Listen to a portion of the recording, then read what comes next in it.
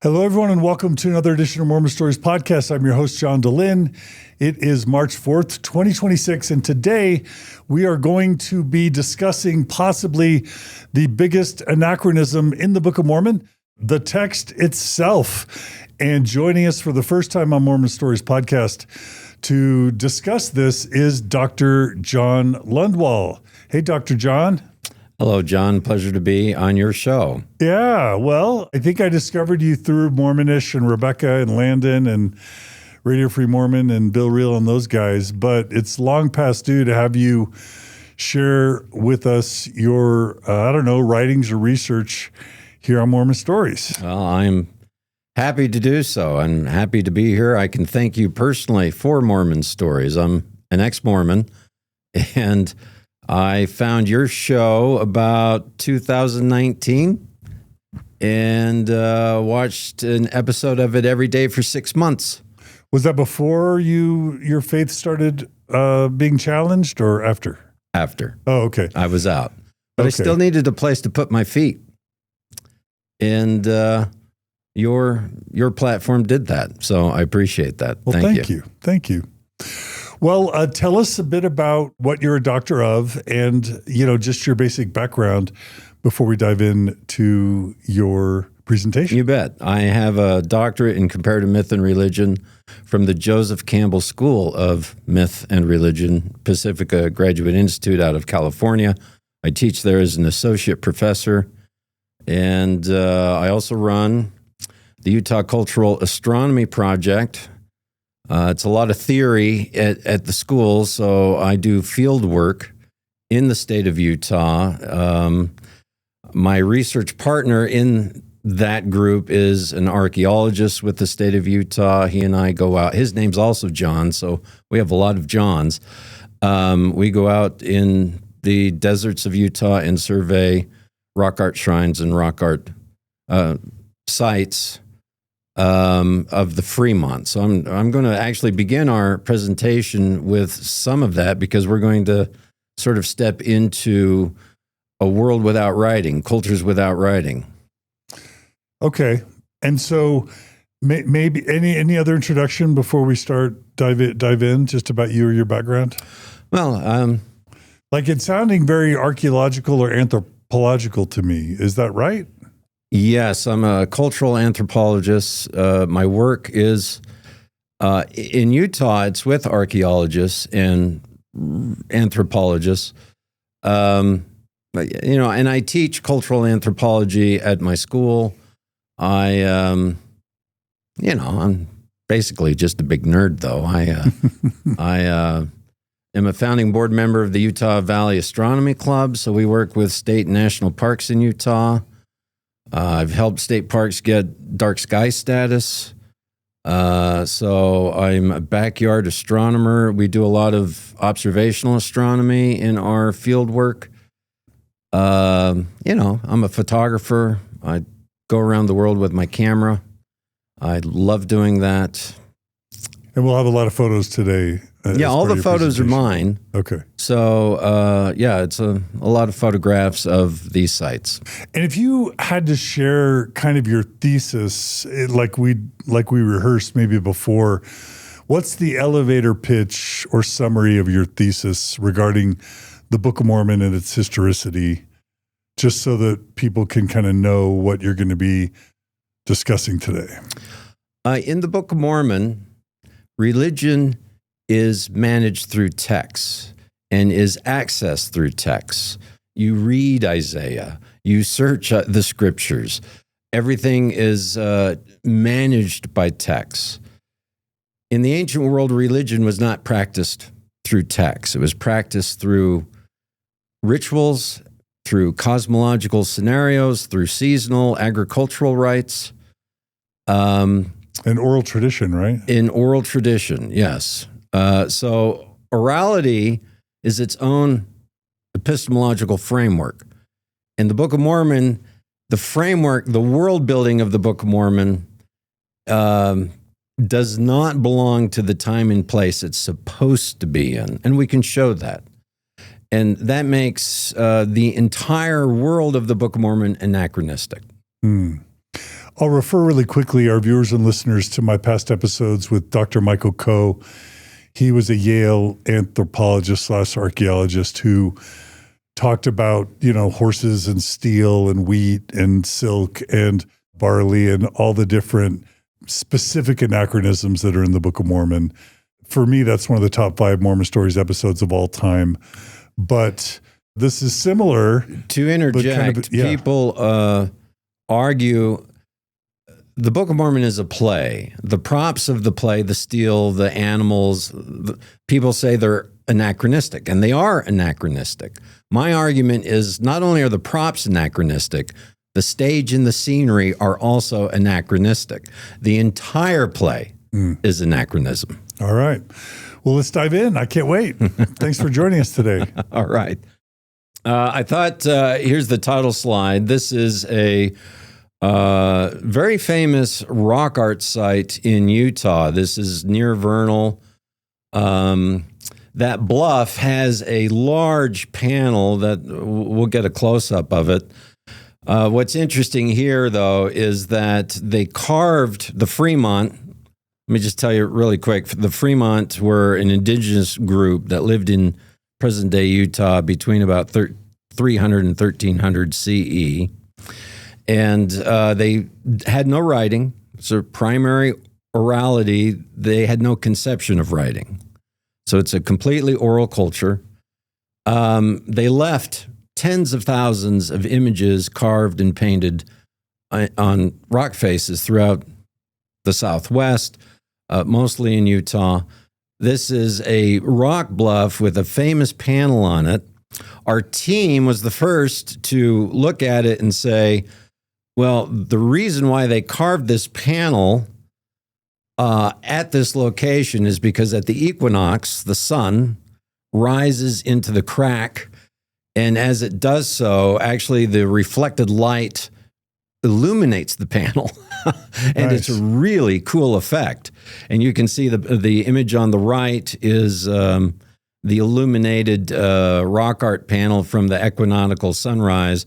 The image on the left is a close-up of what is there. And what you're looking at is a sun warrior, that large figure with a feather headdress, surrounded by other anthropomorphic figures, perhaps priests, perhaps divine beings, but it's definitely a warrior panel. It's called the Three Kings panel.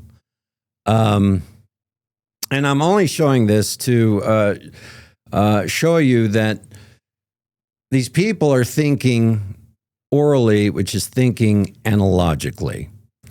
Literacy develops analytically, orality develops analogically. So if two things are related, they believe that they are functionally related.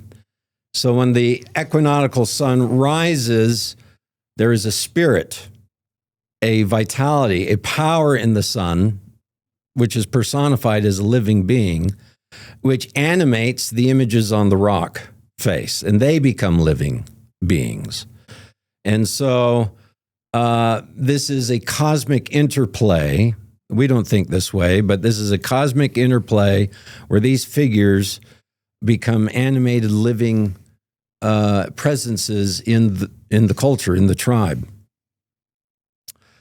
This is kind of like the precursor to a film strip or a movie. Yes. The sun animates the images in a way that attempts to bring the story to life a little bit. Yeah, it's actually the power and intelligence of the sun being present in the image. Here's another image. This is several miles away from the first site. That is a solar deity. It's about 3 feet tall, that pictograph. And at the summer solstice, that chevron of light comes down and perfectly fills his headdress. That's not just a coincidence. That's not a coincidence. So what we do is we photograph that phenomenon every morning before sunrise. We're standing there with a camera 30 days, every day for 30 days before the solstice. That gives us 60 days of data because the sun will move, stop, and move back. So the 30 days gives us 2 sets. And then we're there actually every month, at least for a couple days, photographing it to falsify how the sunlight works on this panel. And actually, I don't have the full photography, but that chevron of light comes down as the sun rises and wraps his curved staff, and then it comes down further, and he ends up standing on it. One leg is twice as long as the other, and they painted that to fit on the sun shadow line. In other words, they're watching that sun shadow line at the summer solstice, and they're using it as their template to paint the size, position, and proportion of the figure. And it aligns 7 days of the year, 3 days before the solstice 3 days after. And that's the moment when that image becomes a living image of the summer solstice sun. Now, if I am at the summer solstice, they're performing rain ceremonies. This is the heat of the year, so you want your rain. So you perform your rain ceremonies. This figure here, by the way, is a headhunter. So in other sites, he's holding a head in one hand and a knife in the other. He's taking a head. And what's happening here is the sun is actually taking his head. And so this all is part of a analogical cosmology where head taking is very popular in Mesoamerica and in Mexico, and it's lined with maize, the growth of maize, and this culture is growing maize. We can talk about that here in the next slide. But the whole point is, if I want to perform a ritual to bring rain at the summer solstice, I will go to this site. This rock face itself will probably be animated with a living spirit. And I will go and I will negotiate with that living spirit with a ritual. And then the sun, the summer solstice sun, is also a living spirit, and it will descend into this image on the rock face. And so I will perform a ritual to negotiate with that spirit. The idea being is I want to bring those spirits into my tribe, into my crops, and to bring rain. This is how they're practicing religion. Agriculture, religion, politics, they're inseparable. Astronomy, sky watching. In oral cultures, you often get these astronomical alignments in various ways because the sky serves as a sort of proto-printing press. A culture without a printing press needs a way to maintain cultural memory. So when that star rises on the horizon at that season, I perform this ritual. I will tell this story. And then when the next star rises, I will perform a different ritual. So the sky then becomes a sort of cultural library that manages that. So there's all kinds of manifestations. This is a beautiful site. And what we're looking at is a birthing shrine. This is where we believe this is where Fremont women would give birth. There's a semicircular wall. It's all collapsed. So there's a debris wall that's left. And so that wall probably would have covered the entire rock face so that you couldn't have seen the sunrise. There's one petroglyphic image in the shrine, and that's a vulva, right? And so this is where they would give birth. What's interesting about this site, that semicircular line is the debris wall, and it's oriented east-southeast to all the sunrises in the year. So that's what you look at when you sit within it. Now, again, it's probably enclosed, so it's like a womb. You enter the womb and you give birth. But it's oriented to the sunrises through the year. Well, in these cosmologies, we don't have writing for the Fremont, so we study the ethnography of every culture we can that might be related to the Fremont. And that's how there's sort of a pan-cosmology that exists amongst people who grow maize, and they're growing maize, and the life ways of these people. So in these cultures, the soul is a seed of the sun. The Nahuatl word, Aztec, Tonali, is the animated force of the sun, the animated spirit, life, intelligence of the sun, and it imbues itself in every human person. In fact, the seed of the sun exists in the head, and that's why your head's always warm, is because it's animated by the sun spirit, Father Sun. And this is why they take heads. When you want to offer a propitiatory ritual to feed the gods so that they will feed you, you offer them a related equivalent. And so you take a head. So when you go into Mesoamerica, very often they're head-taking cultures, human sacrificial cultures. At least in this part of Utah, there was a head-taking culture for a couple centuries. In any case, this is a pun. We're looking at a pun. The sun rises, is being born every morning on the horizon right here. The sun imbues its vitality in the human soul, which is being born in the shrine. And the first thing that emerges out of the womb is the head. It's a analogical sunrise. As the head emerges out of the womb, the sun emerges out of the horizon. They are connected. Make sense? I mean, you're smart and educated, so I'm inclined to believe what you say. That feels like a lot to extrapolate from like some rock formations and a horizon. Yeah, well, I'm citing the ethnography of what's the belief systems in Mesoamerica, Mexico, and the American Southwest. Now, when we come here, all we know is we have a birthing shrine oriented to the sunrise.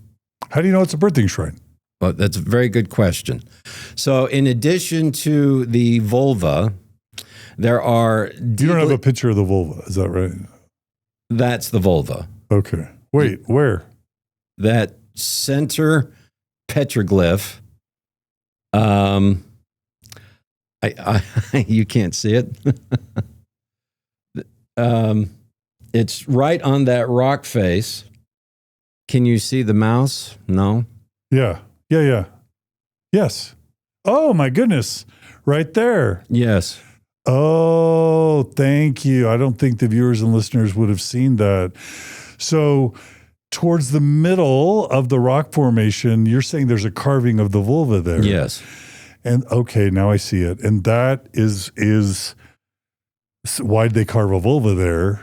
Yes, because they're giving birth there. Actually, right behind that petroglyph are a series of deeply incised grooves. And we know that those grooves in the rock is where they sharpen their stone tools. Got it. And so they're sharpening knives in a shrine that has a vulva.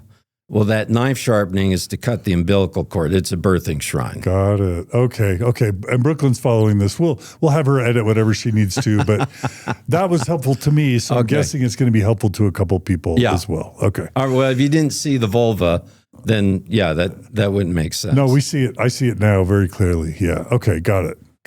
Okay. Thank you. All right. This slide this is a sky house in Colorado, and I'm just showing it to express that idea that oral cultures are deeply connected to the landscape. But there's two parts to the landscape. You're flexing. You're doing a photography flex there. That's just a beautiful photo. That's what you're actually doing. Okay, but no, I'm kidding. Yeah. You're showing us how beautiful your photography is. There's a rock wall here. Yes. And that is a and it's on a promontory. If I walk past 10 feet past that rock wall, I fall off an 80-foot sheer drop. Oh, wow. So it's on a promontory with a 360-degree view of the sky. Yeah, I am flexing. That is a cool shot, but it's showing a wide open landscape where they're watching. These cultures had sun priests that would watch sunrises and sunsets through the year. And again, there's all kinds of the Pueblos down in New Mexico and Arizona have sun priests. And we actually know that mitochondrial DNA from Fremont burials can be tracked to the Pueblos. So we know there's links. That around 1300, the Fremont villages got vacated. 1300 AD, CE. Okay. Yeah. There is a collapse that happens, and they migrate. And a lot of them migrate into the Pueblos further south. And we can track that through the DNA. Can't track the Book of Mormon DNA, but we can track this DNA. Can't find a civilization of millions of people, but we deal with villages that have less than 100 people, and we can tell you all about them. And so, in any case... You're saying there should be more evidence for the Book of Mormon peoples if they existed. Huge. Yeah. But you're saying there's not. No. Okay. No. This is sort of I'm just showing what I do so that you kind of have a grounding to how we are going to enter the Book of Mormon conversation. No, it makes sense. So these kinds of features exist worldwide. This is the temple of, in Chichen Itza, where on the equinox you see that stairway. There's a serpent head at the bottom, a serpent tail at the top, and those undulating shadow lines connect the two at the equinox. So it forms a solar serpent. Here is that left image. I'm just showing that cultures do these kinds of things. That's the Temple of Hathor Dendera. So that's Egypt. And a solar phallus is coming down the wall and it inseminates the two figures who are in a ritual negotiation. And so you have a solar phallus doing that in Egypt. On the right is a petroglyph of a phallus. That's a 5-foot-long penis. And at summer solstice, this triangle of light goes up through the center of the penis, the phallus, inseminating it with solar light. So these cultures worldwide are bringing the power and vitality of the sun, the moon, the stars, the animals, the plants, the seasons, into their culture through rituals. This is how religion is being practiced. And I'm going to massacre the technical language, obviously, but it seems kind of miraculous to me that independent cultures evolved the practice of carving into the wall and carving into the wall in a way that has interplay with the sun and the sunlight and the calendar. The fact that that emerges in Mesoamerica or North America, independent from what's going on in Egypt, I don't know, that's kind of miraculous. Or maybe one descends from the other, types of practices. What unite these kinds of practices are ubiquitous around the world. Yeah. Through history, through time, through place, through culture, through language. What unites them is orality. And define orality. I think it's spoken word. Is that right? Spoken word. Cultures without writing. Okay. Yeah. Okay. Okay. Yeah. Egypt has writing, but for thousands of years, the writing serves the oral tradition. Mm-hmm. Okay. I call that, there's primary orality, no writing whatsoever. There's secondary orality where writing is invented, but it serves the oral tradition. That's most of the history of Egypt. The first temple period in Israel was secondary oral. The Book of Mormon begins with Nephi grabbing the brass plates. Right. There's no way there's a set of brass plates. those temple priests at that time, 600 BCE, are doing rain dances. They're bringing the power of the sun with a solar phallus into their ritual. They're doing agricultural rites and animal sacrifices. This is what they're doing. And they're doing astrological prognostications. They're watching the stars, using their Urim and Thummim, and doing divinations and astrological practices. All the cultures were doing this. The Israelites were doing this. They're not compiling their scriptures into books and then, plates and then bound plates by rings of brass or whatever. They were not. So the brass plates, and I think David Bokovoy, even Bart Ehrman, we interviewed him, I believe, last week. Every scholar I've ever talked to of ancient whatever civilization says the brass plates themselves would, in 600 BC, would never have existed. That is correct. Yeah, they're in and of themselves an anachronism in terms of just existence. Actually, First Nephi begins. I, Nephi, haven't been born of goodly parents. Let me tell you, my father, Lehi, had a vision where God appears and opens a book, right? The very first chapter, the very first page is text-oriented. The prophecy of Jerusalem being destroyed is recorded in the heavenly book. All the visions are associated with the heavenly book. So then Lehi leaves because of the prophecy out of the heavenly book, and then they go back to Jerusalem to get another book, the brass plates. Because in this worldview, religion is practiced textually, right? The visions are textual, the prophecies are textual, the scriptures are textual, and I'm showing actually the Israelite priests are doing much more of what's on your screen with these slides than they don't get into textual religion until centuries later. And the explanation, not to jump to that at all, but I'm trying to process this in my mind. Joseph Smith in 1827 was living in a textual culture with books and with religious practices based on text-based books.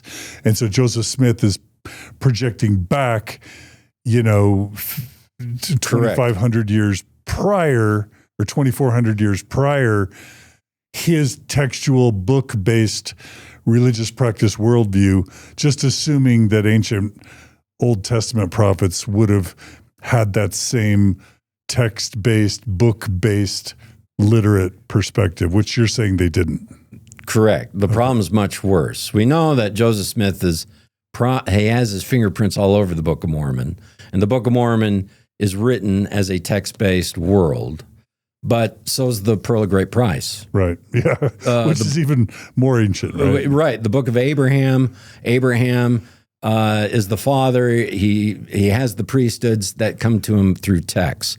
In the Book of Moses, Adam teaches his children to read and write, and this is called the priesthood.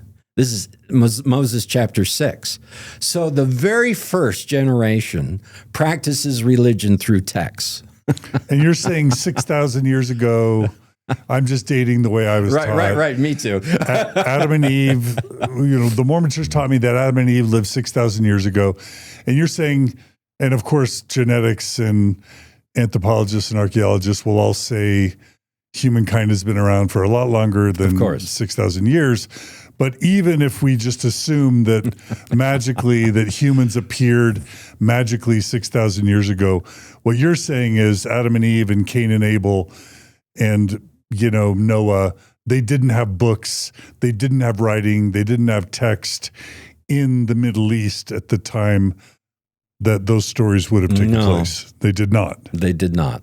And we're pretty sure that they didn't have writing or text. Oh, we're very sure. When did writing develop for Semitic, Middle Eastern people? Writing originates in about 6 places independently in the world. The earliest is in Mesopotamia, about 3,500 BCE. So that's later than Adam and Eve. Yes. Yeah. Egypt, it appears around 200 BCE, plus or minus a little bit. China, we're in the 3rd millennium BCE. Crete, 3rd millennium BCE. The Indus Valley, 3rd millennium BCE. The Americas, it originates very late. There's one stone that has symbols on it that's 900 BCE. Scholars still argue whether it's a writing system, but by 500-600 BCE, there is a writing system. But these are logosyllabic scripts. They're not alphabetic, and even with writing, these cultures are all doing this. It takes centuries of textual practice in order to, well, actually what happens, Jerusalem's cult is destroyed. Their temple is destroyed, right? Nebuchadnezzar comes in 587 BCE. We know that's historical. A few years after Lehi, a few years Lehi leaves Jerusalem. Yeah. The cult is destroyed, and that's their religion. It's the rituals in the temple cult, okay? Doing the agriculture, doing all of that. You're saying Judaism. When you said the cult, you mean Judaism? Well, I define Judaism as the textual version, and that comes centuries after. So the Israelites, their cult is destroyed. They go into Babylon as slaves. They come back, 500 BCE, and that's when they start, at least traditionally, where they start compiling their texts to write the Torah. Now, it still takes centuries after that for the Torah as text to be central to the religious ideology. They come back, and the first thing they want to do is rebuild the temple, rebuild the cult, redo all the things that they were doing before. But there's an upgrade or an innovation, and that is, well, we lost everything. Let's transfer our religion into a portable temple, and that's a text. It's a radical innovation of recording all your traditions in a text to be read as a text. But even then, it's not read as a text. I mean, there's so many portions of the Torah that are actually oral performance. Deuteronomy is, Moses speaking to the people of Israel, and actually it's a lot of scholarship suggests that it's a temple priest performing an oral ritual on behalf of the people. So that even large portions of what we consider historical text turns out to be oral ritual performance. Isn't the entire Quran kind of like established as an oral tradition passed down? It is an oral tradition. Yeah. Yes, it is. That eventually got written down. But it was passed down orally first. Yes. Okay. So that's just the way it works. That's the way it was for almost all of history. Yeah. That's why when you go to a bar mitzvah or bat mitzvah, these kids are learning to chant very basic scripture. That almost feels like it's in similitude of the millennia-long tradition of passing down religious beliefs or stories or ritual orally. Correct. Okay. In oral societies, things are practiced, sung, chanted, and danced. Yeah. That's how religion is done. Yeah. Not through text. Not through books. Yeah, yeah. Priests were dancing around the altars in the Catholic Church until the Council of Toledo. That's 6th, 7th century CE. Really? Yes. There are vestiges of these practices that exist in early Christianity. They slowly evolve out. So even, and again, through early Christianity is the first world religion that begins with the management of texts. The Gospels, the letters of Paul, they're central to the Christian cosmovision, and they're textual. Okay, Judaism doesn't begin that way, and it takes most of the history of Judaism to develop into arguing the Torah, right? So that makes me want to ask, like we call it the Book of Matthew, the Book of Mark, yes, the Book of Luke, the Book of John. I'm guessing that when those original scrolls or whatever were written, books as we know them didn't exist yet. So I'm guessing they didn't start calling the scroll of Matthew a book until much later. Do you know? Do you even know what I'm saying? Well, the Codex is invented by the Romans, 2nd century. So that is that's about contemporary with Christian writing. Yeah. Okay. There is, before the Codex, you did have scrolls. The medium is the message. How information is relayed is how it structures thought. It structures how people practice their thinking, how they practice their religion. When your writing is on a scroll, you write on only one side of a scroll, and you have to roll and unroll it. So religious texts were often written along a calendar. You unrolled part of it, read it during this liturgical day, then you rolled and unrolled and you read that part during the next liturgical day. So it followed a cosmological calendar and an ecclesiastical calendar. Books don't do that. The innovation of a book is you can flip back and forth and read any text you want and cross-reference. And this changes how we access religious ideas, because with a scroll, you're following a very specific ecclesiastical cosmological calendar.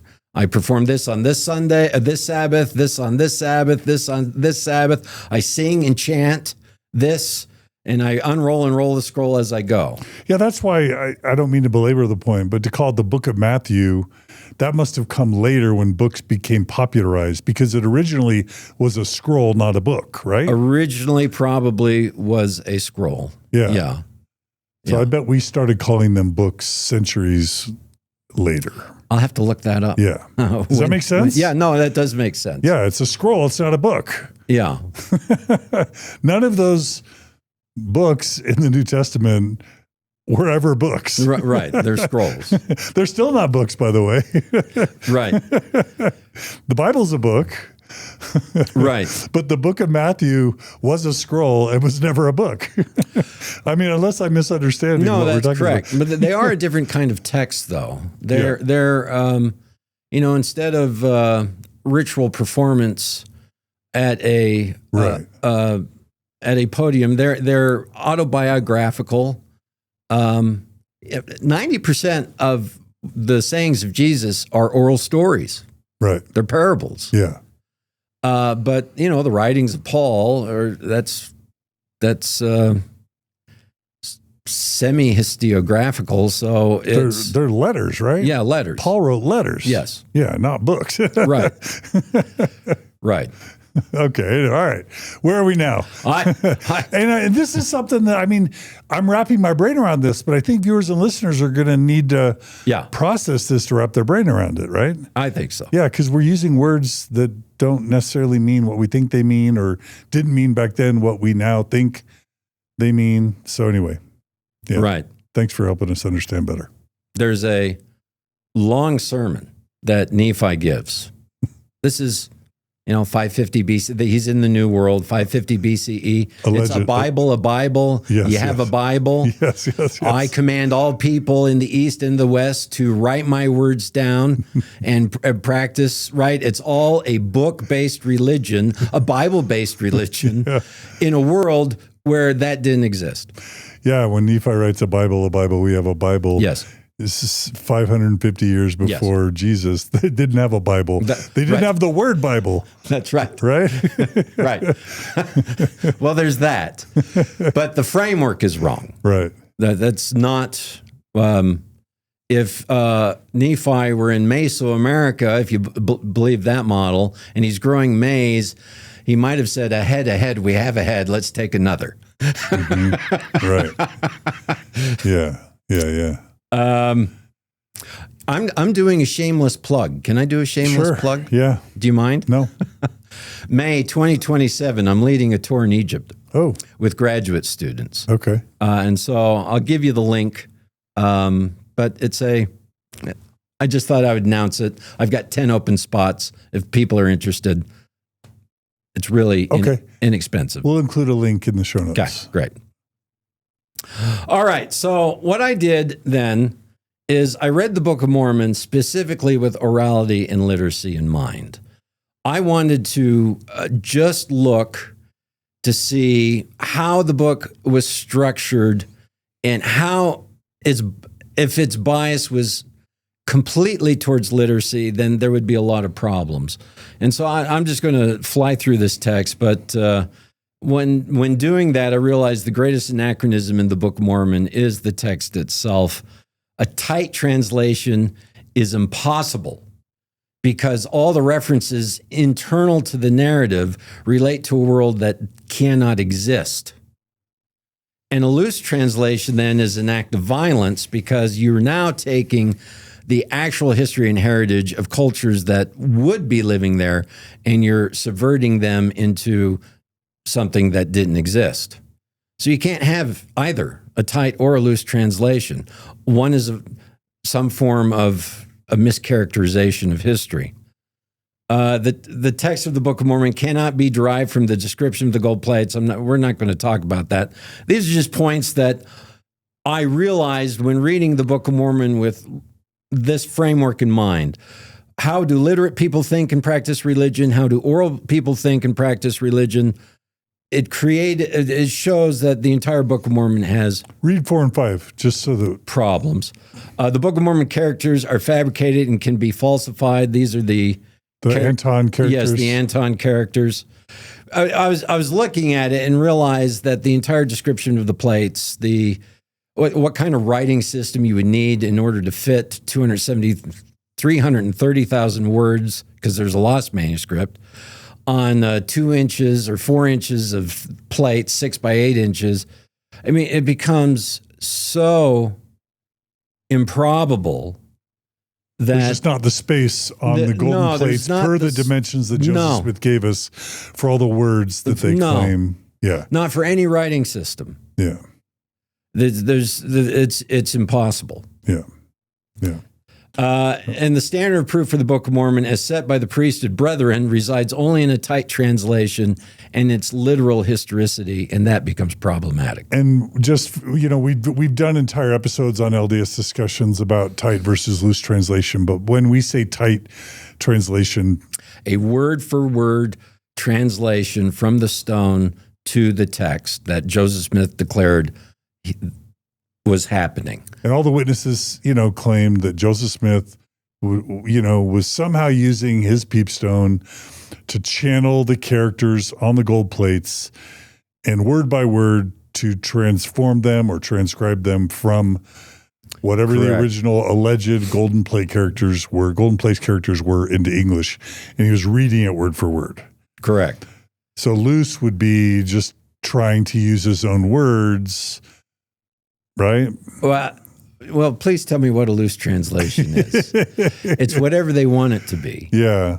And that, that's moving the goalposts to wherever you need them. It's not translating, basically. It's not translating. There's what translator loosely translates? Anything. Right? Yeah. You can loosely translate any text into anything. You can loosely translate green eggs and ham into the Book of Mormon if you want. That is, that's what you can do. You're either translating or you're not. Right. Yeah. And so either Joseph was looking at characters. I mean, he needed the gold plates because they had the characters on them. He's taking the characters to Anton or whatever because he's saying the characters exist.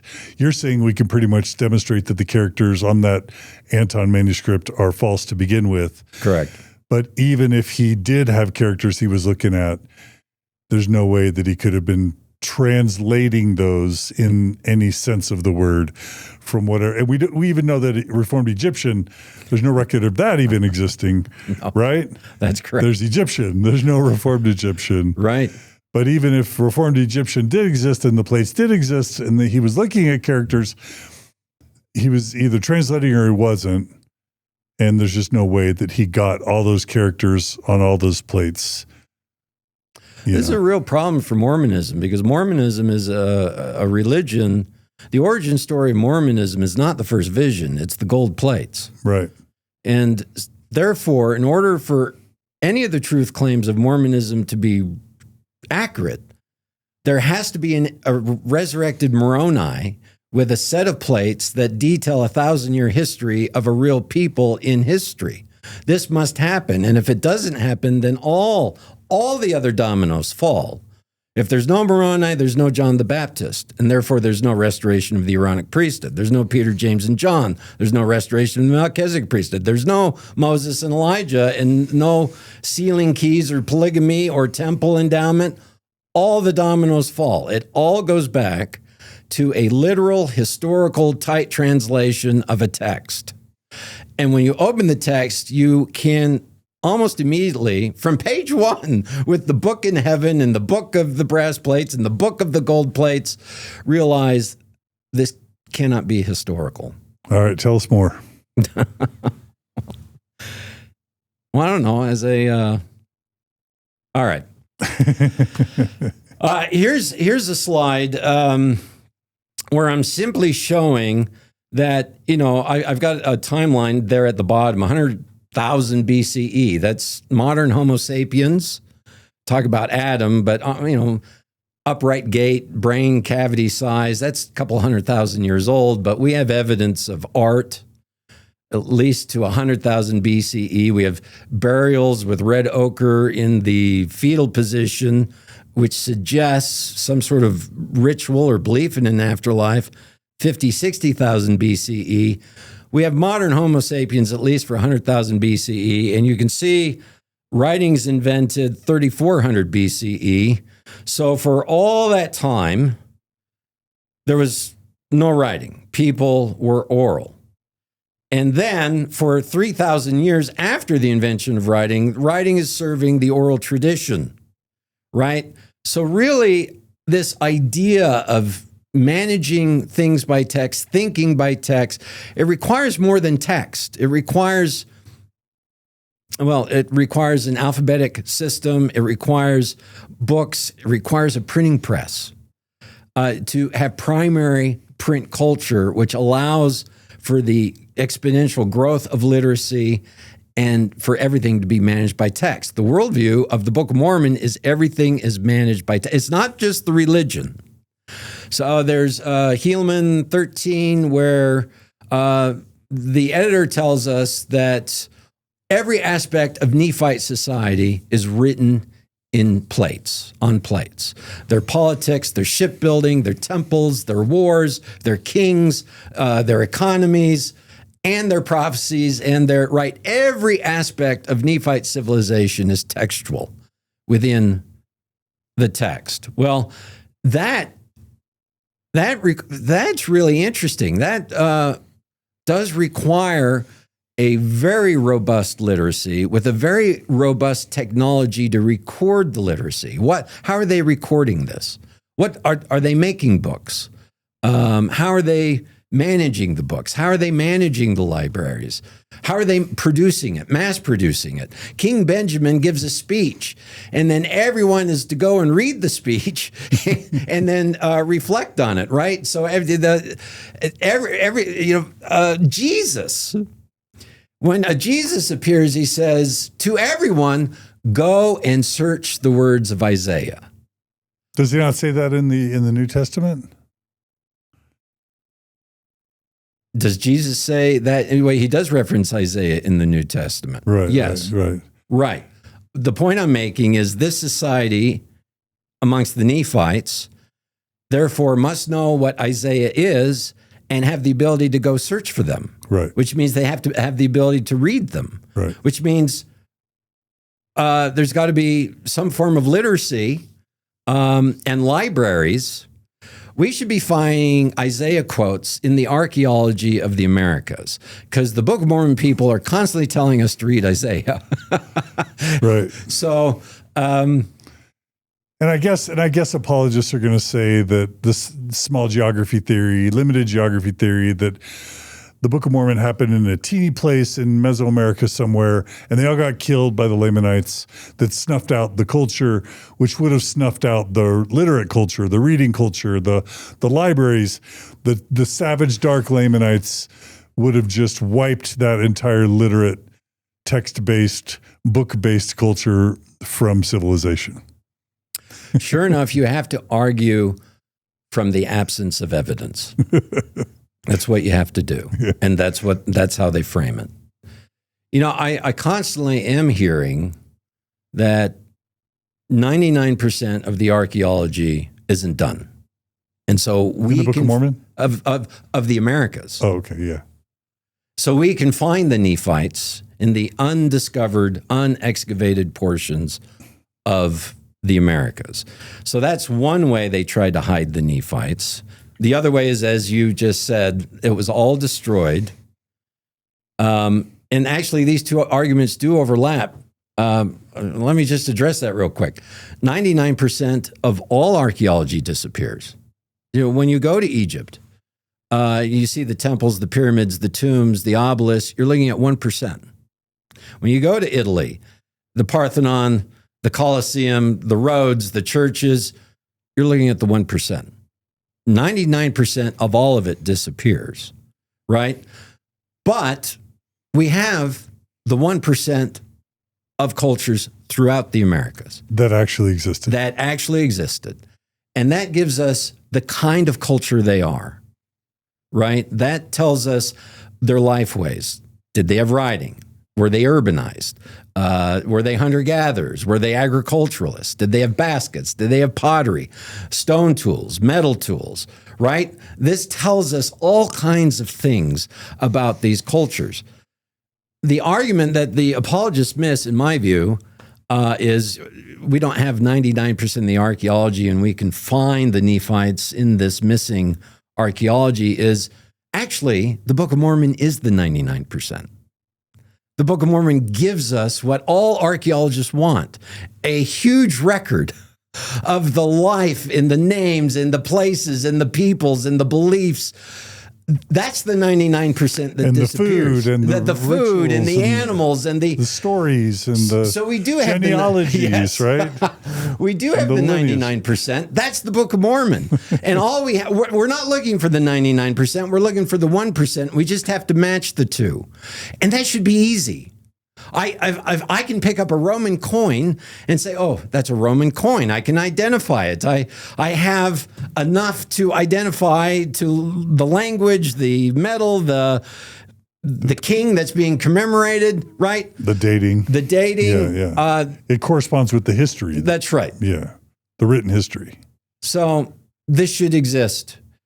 There should be a very sizable thumbprint, residual thumbprint of this culture. And this isn't, I mean, this is obvious. Yeah. It's obvious to everyone but believing BYU scholars, basically. Right? I have to think that, BYU has an archaeology department. And I have to think that they take this a little more serious. But they don't come on Mormon Stories. They do not come on Mormon Stories podcast or any podcast because I can't. They'll lose their job. I don't know of any current archaeologist that tackles these topics publicly. So, I mean, John Sorensen did, but he's probably retired now. Yeah. Okay. Well. All right. The point of this slide, if you go back to it, is that we have primary orality for 99% of human history. And then these next things, secondary orality, literacy, there's a technological advance that occurs, and that is these writing systems develop into alphabets. And an alphabet is a marvelous technological advancement, much like the creation of the book is an advancement from the scroll. In an alphabet, symbols represent sounds, and the human speech only creates a certain number of sounds. So alphabets are reductive, generally less than 30 symbols to represent all the sounds that your language will say. It's like Egyptian's not an alphabet. It's a bunch of symbols. Symbols. It's logosyllabic, which means they have symbols that represent sounds, but they also have symbols that represent words. Well, how many words are in your vocabulary? Egyptian has hundreds of symbols. China has thousands of symbols. China invented a printing press a millennium before the Gutenberg printing press in Europe, but they didn't have a scientific revolution because their writing system is thousands of characters. It takes a lifetime just to learn the writing system, let alone mass produce it with a printing press. So there's these different things that need to occur in order for this prime literacy to evolve. You need an alphabet. You need an alphabet. Yeah. Did the Mayans have an alphabet? No. That's a problem. It's a problem. Like even if, let's just say all the Nephites were killed off, I don't think the idea of an alphabet would have just disappeared amongst the Lamanites, right? No. Once you're used to using an alphabet, you kind of want to keep using it because it's kind of useful. Is that right? That's correct. The technology would spread and stay. Yeah. You know, within a single generation with Spanish contact, literate Mayan scribes adopted the Spanish alphabet, and it stayed from then on out. We expect that this didn't happen, or the Nephites are writing in Hebrew, right? Should have been. Yes, if it existed. Yeah, right. So these are big problems. Okay. This slide is just showing how oral cultures collate, transmit information differently than literate cultures. And so they watch the landscape, sky, earth, and they encode that into memory because that's how they're going to survive. Hunter-gatherers will follow a herd if they're hunting an animal. The herd's full during a certain part of the year. They mate, they give birth. There's prime times to hunt. There's prime times not to hunt. They'll be in certain valleys and canyons when you want to hunt them. And so they line all this up. When a certain star rises before the sun, on that notch on the horizon, it's time for me to move into this valley and do my hunt. Okay? Well, the star is a deity. The notch it rises in is a deity. The canyon I'm going to is a deity. And you then give rituals to all these deities in order for a successful hunt. But it's also a way to memorize everything you have to do in order to survive, right? You do your ritual, and that's preparing you for the hunt. That's when you sharpen all your tools, make all your atlatls or your bows and arrows or whatever you're using. All those require rituals. They're integrated, right? And so this process is given in narrative form that we call myth, but really it's just it's a narrative form of this ritual landscape. And myths aren't just campfire stories. In fact, myths are technical oral stories that relate to the life ways of a tribe, and they can only be told in certain times. You don't tell them around the campfire. You wait for that star to rise and the notch on the horizon, and then you tell the associated myth, right? And so these are two different layers of two different mediums to layer the same kind of knowledge. Then you practice the myth in ritual. So you tell a story, you perform it in song and dance, and you do all this at a sacred site. So these elements is how oral cultures collate, transmit all their information. Make sense? Temple, cosmos, cosmos, temple, ritual, myth. Yeah. Yeah. And that applies to Judaism as well, yes. Right? So illustrate that through Judaism, just quickly as an example. the temple was the cult of the state. Everything had to be done at the temple, right? But the temple is where they're observing the heavens. It's where they're making their astrological prognostications. It's where they're doing their prime rituals. Whatever those prime rituals are, but the priest would go into the Hekal from the gate, give offerings, put on a new cloak, enter into the Holy of Holies through the veil, and do their annual ritual of bringing Yahweh into the tribe, right? What we forget is all of this is linked to their agriculture, to their farming, to their life ways. It's also linked to their politics. If you have to go to war, you perform a ritual in the temple to get Yahweh on your side in the army. There is no word for religion in ancient Hebrew. Everything is religion. Politics, agriculture, astrology, trade, economy, all of it has religious functions, overseen through religious rituals.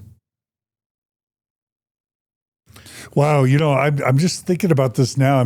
My feeble brain is processing it. And, we all know that, the Greeks have their own gods, right? And the Romans have their own pantheon.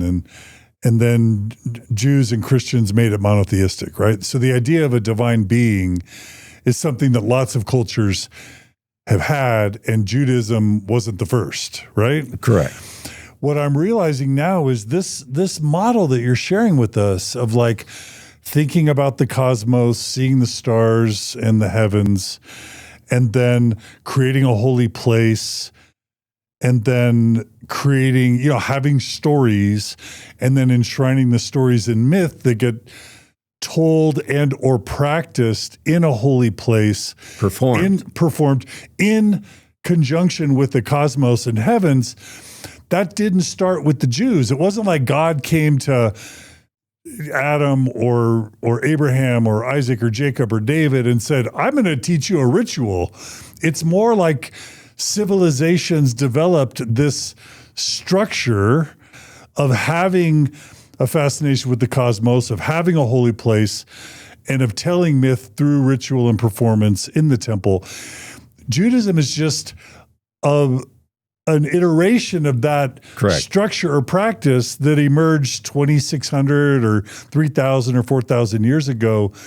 But it branches from a lot of other prior traditions doing the same thing. So I guess what I'm saying is just like the idea of a god or gods emerged, or holy oral traditions, the whole thing, the temple, the ritual, it's all remixed. Judaism is just a remix of the same types of religious structure that came before it, right? I would say that all religion is a process of transmission, adaptation, innovation. Yeah. So the Israelites didn't invent Yahweh. They inherited Yahweh, adapted it, and innovated their practice into something specifically Israelite for the local landscape and life ways they needed to survive. Right. So that's true of all of every. The Egyptians did not invent Egyptian religion. They inherited it, adapted it, innovated it, and made it specifically Egyptian within the Nile Valley. This goes back tens of thousands of years to hunter-gatherers. So it's a process of adaptation, innovation. Those innovations can be very creative. They can be reversals, they can be cancellations, they can be adaptations that are novel, or they can just be, we want a bigger stick. All right, so I'm processing this. So the thing that comes to my mind first is this idea. This is from Charlton Heston and the Ten Commandments movie. It's I like a good Charlton Heston quote. Yeah. What do you got? Cecil B. DeMille. So, I mean, the stories we've heard it is that Moses, is frustrated with the Israelites. He goes up to Mount Sinai or whatever, and, God gives him the advanced law. He brings it down. The people violate it. So what? So he goes back up and he gets the Ten Commandments on tablets written by the finger of God. would God have been writing language on tablets back at that point in history, or is that story in and of itself, in other words, the Moses on Mount Sinai with the tablets written by the finger of God with language, is that in and of itself anachronistic? Or have you even thought about that? No, it's an adaptation. There's an earlier form of that story in Mesopotamia where Sargon goes to the mountain and is given the law by his god. So this is an old trope where one goes to the sacred place, performs a ritual to bring the god into the place, and then that god delivers their spirit, which enables them to function as a society. Yeah, and I'm just saying, if Moses existed, we could pinpoint, and Bart Ehrman and others have, and even Jews, like secular Jews or scholarly Jews, acknowledge that we don't even really know if a Moses existed. Right. But if a Moses existed, he would have existed around what century? 1300 BCE, What? 1300 BCE plus or minus. And I guess I'm asking, were Jews writing, did they have an alphabet, and were they writing on tablets and reading an alphabet off of tablets at 1300 BCE. Writing exists. The Phoenicians actually have an alphabetic language. Moses would not have been 1300 BC. He would have been much earlier, right? No, Moses is about 1300 BC. Okay, sorry. Look, you're dealing with mythological time. Because you don't think Moses existed. No. The story we have of the Exodus is mythologized history. So oral peoples mythologize their histories, literate peoples historicize their myths. And so the stories we're told in the Torah they're coming out of this framework. So these stories emerge from a different epistemological framework. We read them as history, but they're dances, they're rituals, and they've been converted into history. Interesting. And so, yeah, there might have been a Moses-like figure. There might be a little kernel of historical truth to the story, but that's the story we have has been readapted, reinnovated, and changed, and mythologized. So. And you were going to say, do you think the Jews had an alphabet in 1300? Well, did they have the practice of writing? The Proto-Hebrew is alphabetic, but they're not writing. The question is, would God write on tablets, and then would the tablets be distributed? Maybe. There's the law of Hammurabi. There's precursors to this. But the point is what they don't have is the Torah. They don't have the Bible, and they're not practicing their religion through text. If they had anything, it would be a law code written on a stone pillar next to their temple that says this is what the God commands. Okay. All right. I'm just trying to process this framework through the only tradition I'm aware of, the earliest tradition. Okay. Let's keep going. All right. Is this interesting? Are we okay? It's fast. It's like blowing open doors of conceptual frameworks that we haven't, as Mormons, we haven't even considered. Right? No, right. Yeah. So this is fascinating. I apologize. I hope my viewers and listeners aren't annoyed that I'm processing this with you. No. Okay. It's a different way of thinking. The paradigm shift. One of the things orality does is it creates polytheism. In order to line up all your life ways with the star and the herd and the hunt and the valley, you personify all these spirits. Right. And so you have a polytheistic system. One of the things that interested me is, how did we get monotheism? Because the ancient world is polytheistic because they're oral. Yeah, like Greece originally, It's polytheistic. Right? Rome's polytheistic. Yeah. Everyone's polytheistic until we get basically Judaism. Yeah. Right? Yep. How did that happen? Yeah. That's really interesting. The temple cult is destroyed. Monotheism, the Israelites were not monotheistic. They weren't. They were not. All you have to do is read the Bible. They have groves with golden statues and calves, Asherah, the goddess. That's right. It's all embedded in the text. In fact, Moses is getting mad at them for worshiping other gods, right? Right. Yeah. Right. And Abraham. Yeah. And so the tradition, the Bible itself tells us the Israelites were not practicing monotheism. They were polytheistic. Yeah. But actually, they're still polytheistic. They still have Asherah statues centuries after the writing of the Torah. There's excavations of Jewish shrines, synagogues that have their zodiacs and more than Yahweh. And so it takes a lot of time to have monotheism established into this religious form. And my argument is literacy backs this up. Because in order to transfer all your deities that belong to the sky and the ground in all your life ways into one deity, you have to collapse it into an abstraction, and literacy allows you to do that. And so you need literacy in order to establish monotheism, but it will still take centuries it did take centuries for that to develop.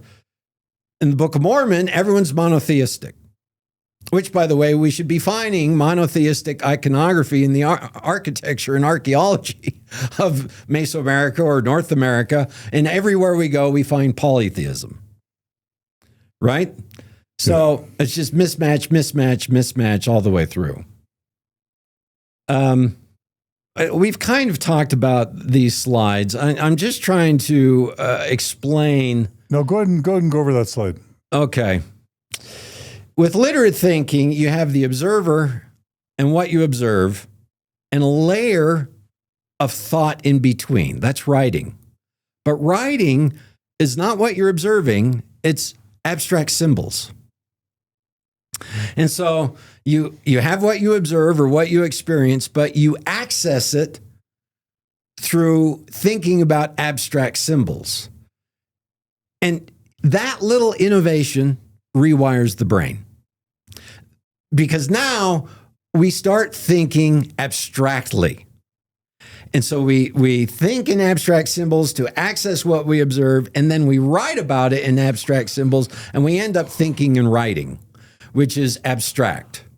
So literacy then allows for, one, the permanent recording of memory, but it allows for a lot of abstraction, which increases the word counts in your vocabularies, your technical jargons, and it just allows for a lot more complexity. Orality. Okay, wait, did you finish the last two boxes on that slide? So observer to writing. Yes. Object of differentiation, abstraction in what you're observing, the object of thought, massive vocabularies, technical jargons. Then we start thinking in text. Writing becomes the object of thought. Got it. Okay. That's the world of the Book of Mormon. Right. The world of the Book of Mormon is everything is textual. You think in text. Your religion is textual. Your salvation is textual because you're always being referred back to reading the scriptures. So Joseph Smith is projecting his world of literate thinking into ancient Book of Mormon prophets. Yes. Okay, got it. Okay. Oral thinking is quite different in that that layer of abstraction is removed. So you have what you observe, and that's what you've got. And so, but how do you remember all the relationships that you have to remember in order to survive? The star. You want to teach your people how to grow a crop. First off, you have to domesticate it. I mean, these are really large intellectual tasks that we forget the oral primitive world did, right? They're using enormous intellectual genius to do what they do, but it's within an oral framework. So they negotiate with the object of thought through an intermediary, which is a social contract, a spirit. So almost everything in primary oral societies, the landscape is inhabited by spirits, the trees, the rocks, the rivers. But that's a way to negotiate with it. One, to serve memory. I now know what this tree will provide, whether I eat it or I don't eat it, because a spirit belongs to it, and it'll be a good spirit or a bad spirit. And if it's a good spirit, I can use it. If it's a bad spirit, I can't use it, right?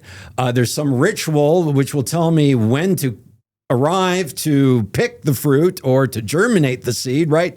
And so a pantheon is created of spirits to negotiate with your object of thought. Okay? Completely different than a literate worldview. Yeah, because they don't understand chemical composition. No. Good fruit, good spirit, bad spirit. Yes. Sort of thing. Right. Yeah. Oral cultures have limited vocabulary, reductive vocabulary. So they don't have a word for fertility, fecundity, maturation, but they understand those things, but they express them through a ritual dealing with the spirit.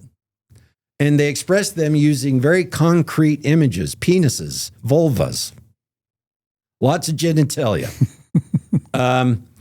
But that is an image of fertility, maturation, fecundity. They understand the process, but it's related in very concrete terms. One of the things I did when reading the Book of Mormon is I just looked at the technical religious terms in the Book of Mormon. We have redemption, atonement, salvation, grace. These are the technical religious terms. And then I looked at the technical religious terms in the Popol Vuh, which is the Mayan creation epic, and they're all agricultural terms. It's the eats, the rain, the flowering bud, right? These are puns, metaphors for the growth and life of the human being and of the culture, right? So it's the difference between orality and literacy. I'll go to this slide. Oral peoples mythologize history. Literate people historicize myth. We talked about that a little bit. There's no way oral peoples can keep a history.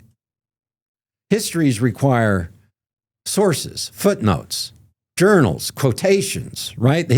Modern historiography requires all of that. Oral peoples don't keep those histories. Where is this historiography coming from in the Book of Mormon? Nephi is day one recording all the history of his people. Where is he learning that? Reformed Egyptians, the Egyptians aren't writing these kinds of long sequential narrative histories. You get victory scenes. All the kings want to show everyone who they beat up. You get a lot of that in the Bronze Age. You get a lot of that in the Iron Age, but you don't get these histories. You go to Mesoamerica, you get royal Maya stela. So a king will have 3, 5, 7, 9 stela, and on one stela, you'll have a date, a place, and an event that's being commemorated. That's it. So that's how Mayan history is kept. You have a date, place, and event, a marriage, a treaty. Oh, victory. They like the victories. And that's Mesoamerican history. Where is this historiography coming from in the Book of Mormon? So the whole I, Nephi, being born of goodly parents, you're not seeing that type of writing in Mesoamerica. No. Or in the Old World. Right. Or in Jerusalem. Right. Yeah. You're not seeing it on either side of the ocean. Yeah. So where is it coming from? Yeah, from Joseph's dad, Joseph Smith Sr. Right? You know, I did a podcast last night on Mormonish where there is this really curious convention in the Book of Mormon. Everyone who writes on plates in the Book of Mormon writes in first person. I, Nephi. Yeah. I, Jacob. I, Enos. They write in first person narrative. Who does that? Actually, no one. You go into the Greek and Roman histories, they write in third person narrative. When you write a history, you write about other people's places, times, you write in third person. The Book of Mormon is written in first-person narrative. That is it only exists in the Book of Mormon. So when do you think that actually started emerging as a form of literature? First person historiography? Yeah. That's narrative driven? Like autobiography, memoir kind of stuff. My question is, did this exist in antiquity? It does not. Yeah. So where is, if Joseph Smith created the text, where's he getting it from? And so I looked at the late war, Solomon Spaulding's manuscript found, View of the Hebrews, all the texts the critics compare the Book of Mormon to, and they're all written in third-person narrative, which means he's not getting that tradition from contemporary texts or from antiquity. So that is a fingerprint that the Book of Mormon is not a textual tradition. It's being orally performed using sermon oral techniques. Because there's no literature that would provide a first-person narrative history. More on Mormonish podcast. Interesting. Yeah. It goes deeper than that. Because there's textual constructions that are very unusual, including early modern English, that shouldn't be in the Book of Mormon. Yeah. And yet they're there, and I can trace them to an oral performance tradition that uses first-person narrative in early modern English. That's probably the tradition Joseph Smith has trained himself in to perform the Book of Mormon. This is the whole William Davis laying down heads kind of thing? Yes, but Davis goes to the sermon tradition. That's not an early modern English tradition. There's another oral performative early modern English tradition that does the same thing. Would you like to guess what it is? It might have something to do with his treasure digging. So, in any case, I'm off on a rabbit trail. Do you mind? I'm sorry about that. No, it's fun. To oral people, truth is cosmic fact. To literate people, truth is historical fact. This is big. Oral peoples, myths are about principles of nature that are being personified that you live off of. And so you go out and you see the sun's on this position. There's a ritual that a Pueblo does when they plant their corn. They go out and they sing a song. And the song is 20 identical stanzas with the name of the deity replaced in each stanza. In other words, you sing the same stanza, but to a different name of a god in each stanza. And there's 20 of them. Well, it took a long time for people to realize that the name of the deity was actually a location on the horizon that the sun rose and set. And there were 20 of them. In other words, they were singing their agricultural calendar. The sun rises here, that's this spirit. That's spring. It sets here, that's this spirit. That's the setting of spring. It moves over here, this is when we plant. That's the planting sun. That's a different spirit, right? And so all of their relationship is to cosmic facts observed. And so for them, truth is the reality that nature provides. It's cosmic fact. To literate peoples, we don't think that way. To us, truth is historic fact. I don't know anything about the sun. Just tell me what happened and who did it. Okay? The Book of Mormon is written from truth as historic fact in a world where truth was cosmic fact. Right? So they, in Maya cosmology, the human being is a cornstalk, is made out of maize, and is a seed of the sun, because maize is a seed of the sun. So they've linked the way they survive, the growth of maize, with the agricultural cycle of the sun, which grows the maize, and human beings which survive off the maize. These are cosmic facts. They perform rituals at specific seasonal points in the year where they grow the maize. This is how religion is practiced. There's no maize religion in the Book of Mormon. Again, it starts out with the convention that all truth is historically codified. Here's some text. This is a Bart Ehrman quote. Go ahead and read it.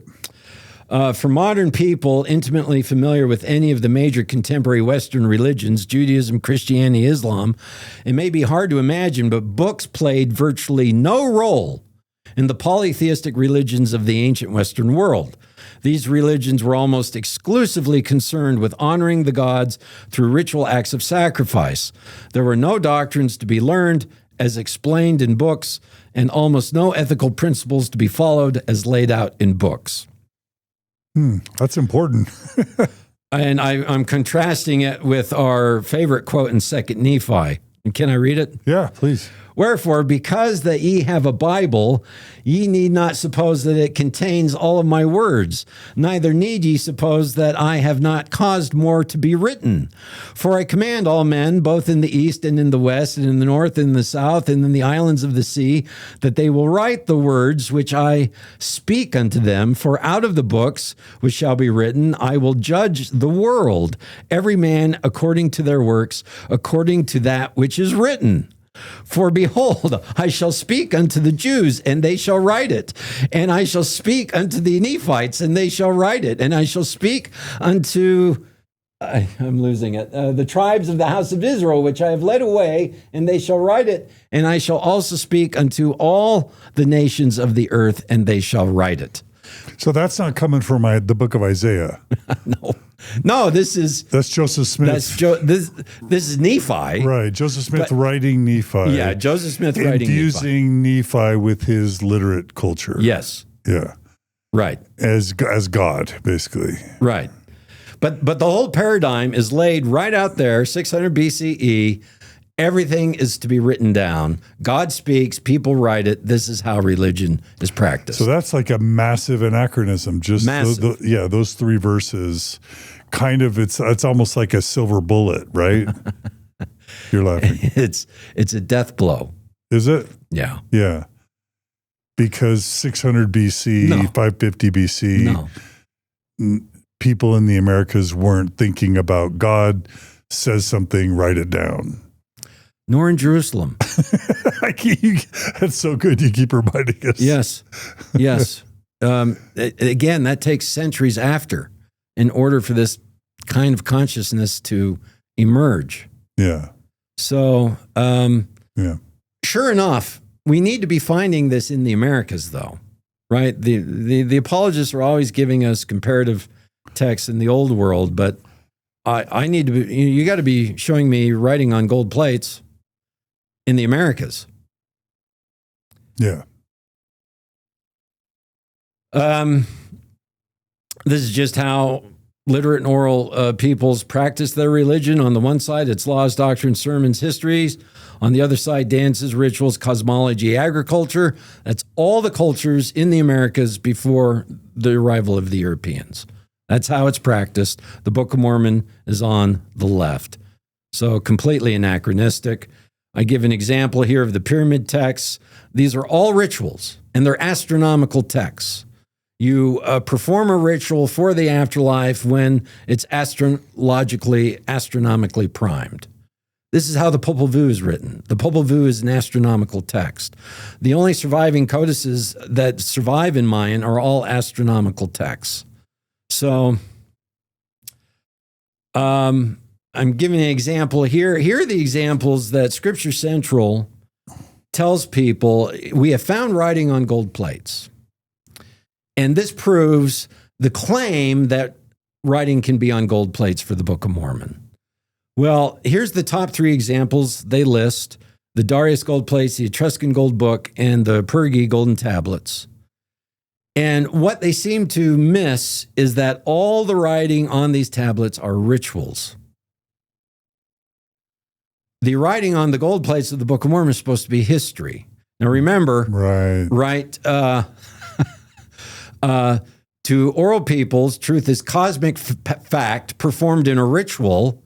To literate peoples, truth is historic fact read in a book, right? The writing on gold plates is a historical book, and all the comparisons they compare it to are ritual texts. So you're saying in the Darius gold plates, the Etruscan gold book, and the, how do you pronounce that? Pyrgi? The Pyrgi golden tablets. Golden tablets. There's no first-person narrative, storytelling, history. No. And then in this year, this happened, and then that happened, and I was really strong and confident, and my dad was a pretty good guy, and my brothers mistreated me. There's none of that type of narrative on any of these gold plates. Is that right? That's correct. Okay. That is correct. And that's important. It's very important. These examples that they use to authenticate the Book of Mormon are actually examples that argue against the authenticity of the Book of Mormon. For those who want to scratch the surface of their argument. For those who want to scratch Which is actually very few people. These cultures are thinking not only astrologically, but alchemically. You write on gold to negotiate with the gods. And so it's always a ritual that brings you into the presence of the deity, or the deity into the presence of your court, right? Curse tablets are always written on lead, right? They're thinking alchemically. Lead is a base metal. I'm going to curse someone. I will write it on lead. Treaties, diplomas, they're written on brass, right? So they use different metals to write on, but there are no histories being written on metal. None. And people aren't thinking historiographically in this time period. So just tell us, do you have a sense for what those three examples of ancient gold plates are saying? I guess you're going to say ritual. Sure. No, the Darius gold plate is a dedicatory ritual. It was buried in the floor of the palace to dedicate the palace to the realm of the gods.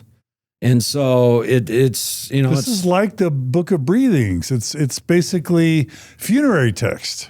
That's a dedicatory text. I mean, but that's the same category. It's a ritual text that unites the human realm with the divine realm. Right. Yeah. Yes. It's ritualistic. Yes. Yeah.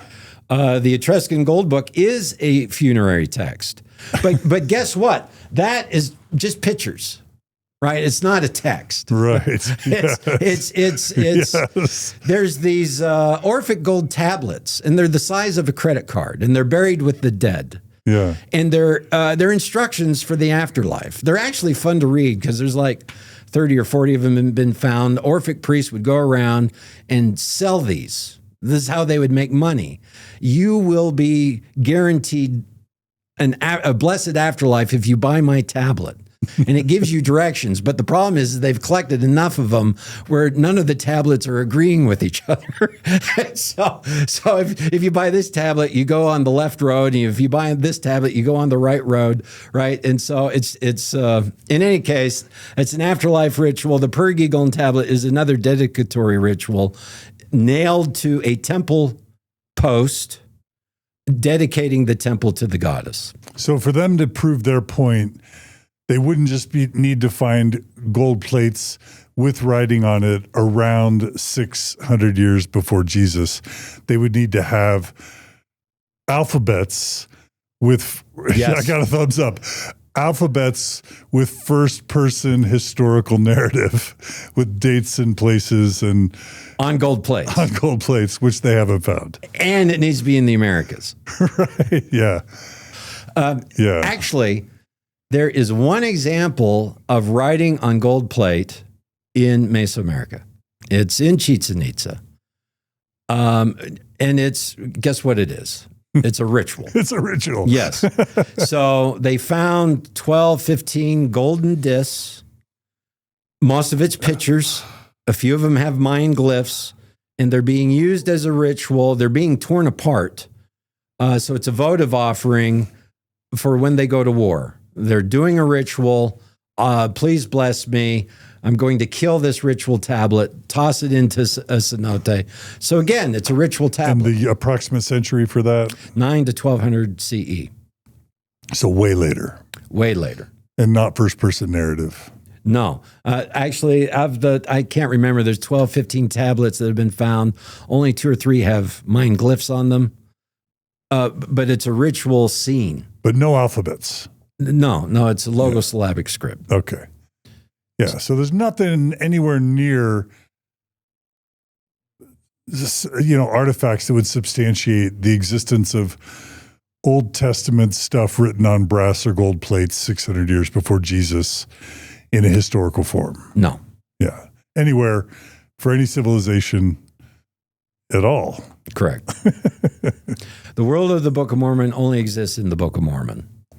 Yeah. It cannot be corroborated anywhere else. And it coincidentally reflects Joseph Smith's worldview Yes. in 1823. And the sermons. In so many ways. In so many ways. Because it has Protestant Christianity. Yeah, I mean, right. the anachronisms are endless. It's not just gold. It's not just like horses and steel. And it's Protestant Christianity 600 years before Jesus was born. Somehow Nephites knew the name of Jesus before Jews from whose loins Jesus sprang. Right. Somehow the Nephites knew the name of Jesus, but the Israelites, who were the ancestors of Jesus, didn't know the name of Jesus, let alone practice baptism and confirmation and read Protestant 19th century American sermons.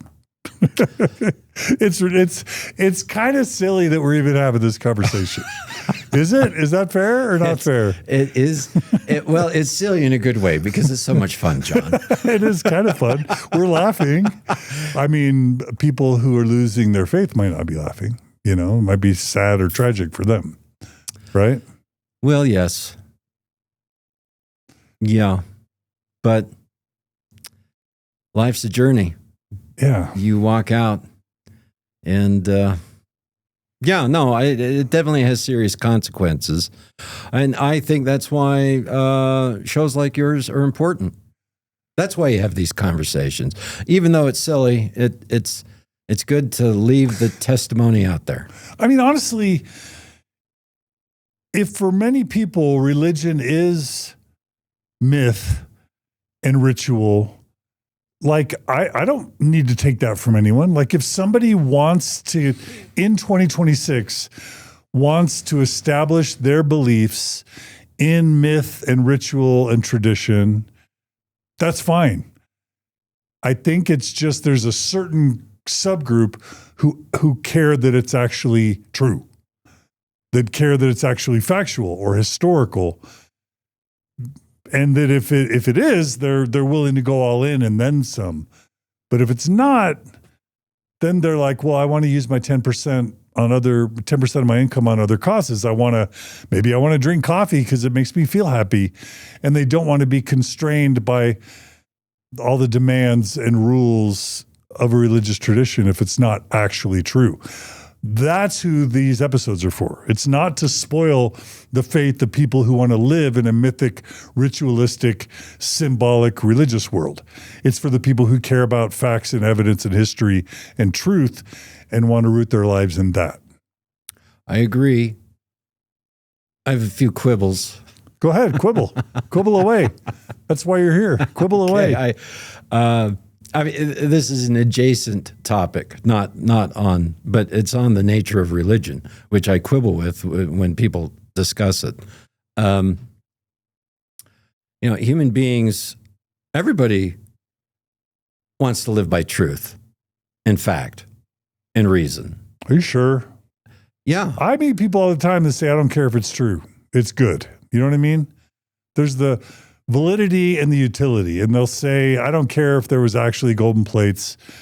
This Mormon framework helps me raise my kids. I understand, but they've transferred the kind of truth they're willing to live with, but they're still living by truth. It doesn't need to be Look, there are different kinds of truth, John. Right, okay. Historical truth is just one kind of truth. Moral truth. Ethical truth. Social truth, right. Mythic truth, cosmological truth. Religion weaves through all of those. And so a lot of people are just stuck on the historic truth when, in fact, religion is developed. People are homo religioso, autonomous creators of religion. We're always creating some mythic system to contain the truths we're willing to live. Anyway, that's a completely other topic. But sure enough, there are a lot of people. I can just reflect personally. Mormonism worked for me for as long as I found awe in it. And when I no longer found awe or wonder in it, it became a drudgery. But what really got me out of the church was when I realized not only is it not true, it's not good. And that... For you. What's that? For you. I mean, that's your calculus, right? That is my calculus. Yeah. Yeah. Yeah. But I have lots of family and friends who still are TBM Mormons. I love them. Yeah. And to them, it's good. Yeah. Right. Yeah. Okay. I just had a brother publish a book from BYU Religious Studies called The Book of Mormon, Authentic Evidences of a Miracle. It's a deeply scholarly apologetic work. So you can imagine our conversations. This is your brother? Yes. You have a brother that works? He's a intellectual rights property attorney, but he wrote a book with his wife, published through BYU Studies. Oh, wow. Yeah. Whoa. So he's an uber BYU apologist in a sense. Yes. And you're doing the opposite type of work. My grandfather was N.B. Lundwall. All the way through the 90s, everybody had an N.B. Lundwall book in their Temples of the Most High, Fate of the Persecutors of the Prophet Joseph Smith, Discourses on the Holy Ghost, Lectures on Faith. Those are my books my grandfather. We need to have you tell your Mormon story separate from this episode, basically. Separate. That, sadly, is not a fun story to tell. Okay. Well, let's finish out this presentation then. What else we got? Actually, we can just... we've already talked about this. Israelites is an oral tradition. Jews is a literate religion. It takes centuries for that transfer to happen. It's certainly centuries after Nephi leaves Jerusalem. This goes over several verses in the Book of Mormon. Let's do it. Yeah, go for it. Yeah. Several verses in the Book of Mormon, over 140 mentions of record keeping, 117 mentions of writing in the Book of Mormon.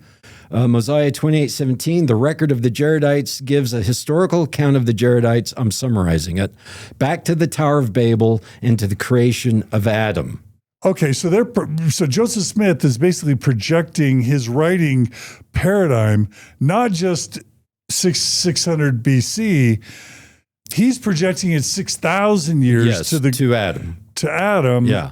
And then through the Tower of Babel and then the Jaredite culture. This is again in the primary text of Mormonism, Moses chapter 6. Adam teaches his sons and daughters to read and write so that they can live by the law of the Lord. So writing is connected to correct religious practice. And you mentioned like the 6 or 7 written languages that emerged. Yes. None of them emerged before 6,000 years ago, correct? The earliest 3,500 BCE. Yeah. Logosyllabic scripts serving the oral tradition. Not alphabet. That are polytheistic. Right. Yeah.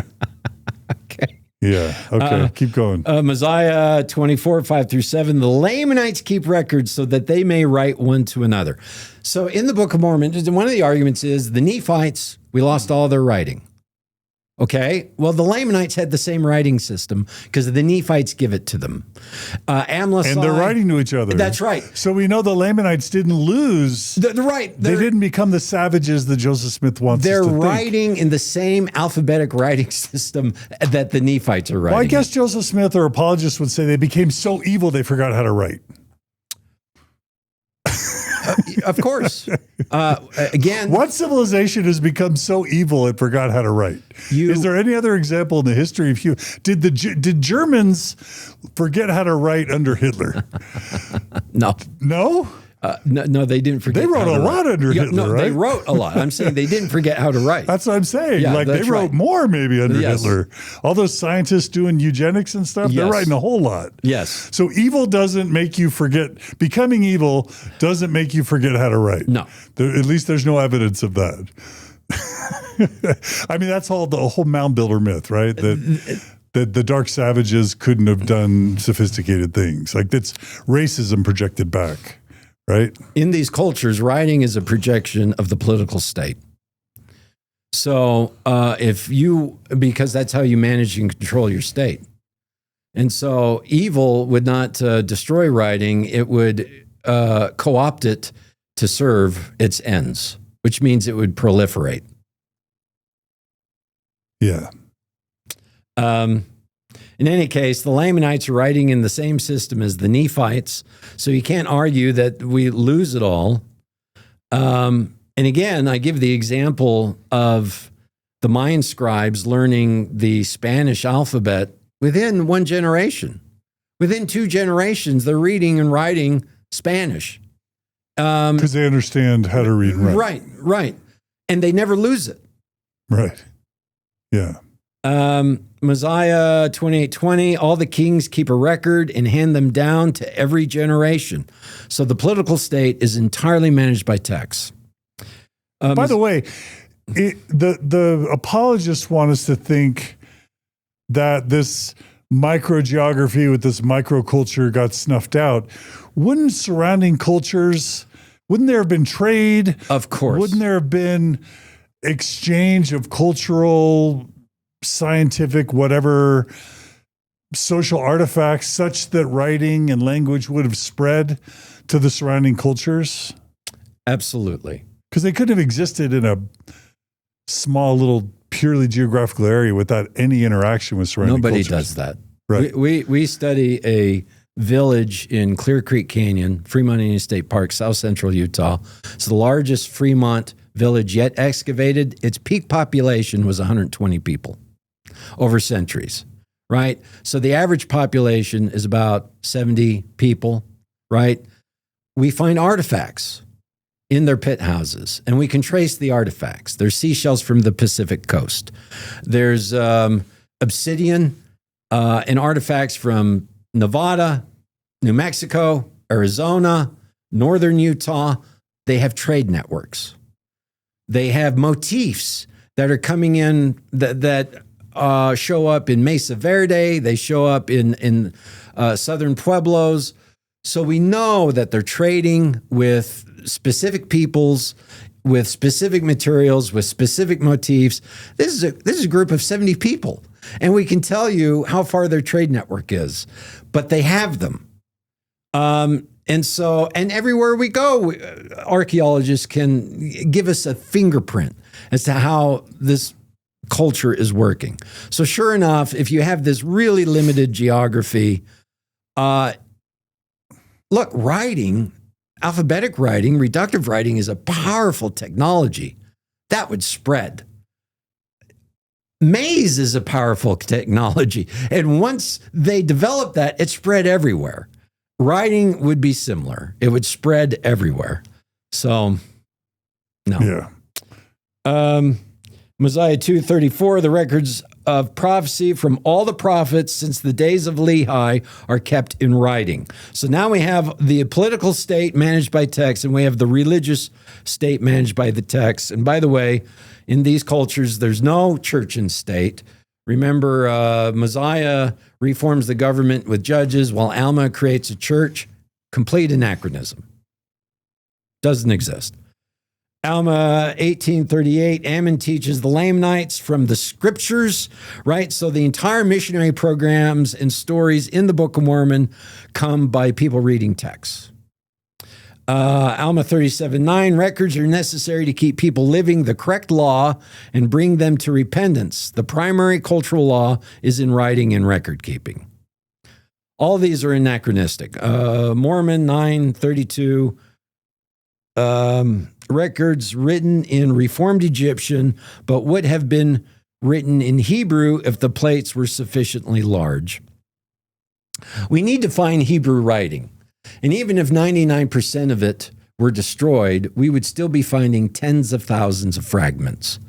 It would be written on stone, bone, clay, textile, walls, tombs, trees. We should have tens of thousands of scraps. This is what we have in Rome. 99% of it is gone, and we have tens of thousands of scraps. So, and 80% of the proper names in the Book of Mormon are Semitic.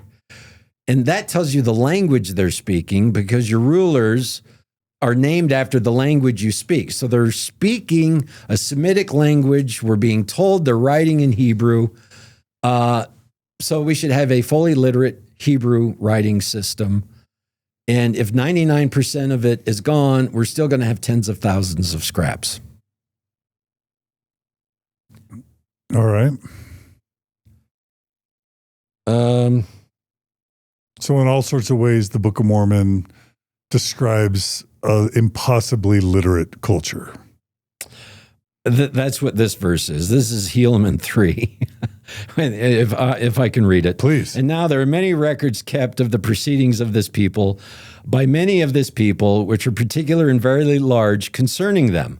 But behold, 100th part of the proceedings of this people, yea, the account of the Lamanites and the Nephites are wars, contentions, dissensions, preaching, prophecies, shipping, building of ships. They're building of temples, of synagogues and sanctuaries, and the righteousness and the wickedness and their murders and the robbing and their plundering and all manner of abominations and whoredoms cannot be contained in this work. But behold, there are many books and many records of every kind, and they have been kept chiefly by the Nephites. But also by the Lamanites. Yeah. Yes. So, I mean, Lamanites were highly literate. Highly literate. Yes. Writing with alphabets. Yes. Writing every little jot and tittle of what's going on in their cultures. And yet Native American, Mesoamerican, South American cultures reflect none of this. None of that. Not even an alphabet. Right. Let alone advanced writing. Yes. Okay. Yeah. We can end on this slide because this kind of gives you the trajectory of how frameworks of thought existed, coexisting with writing.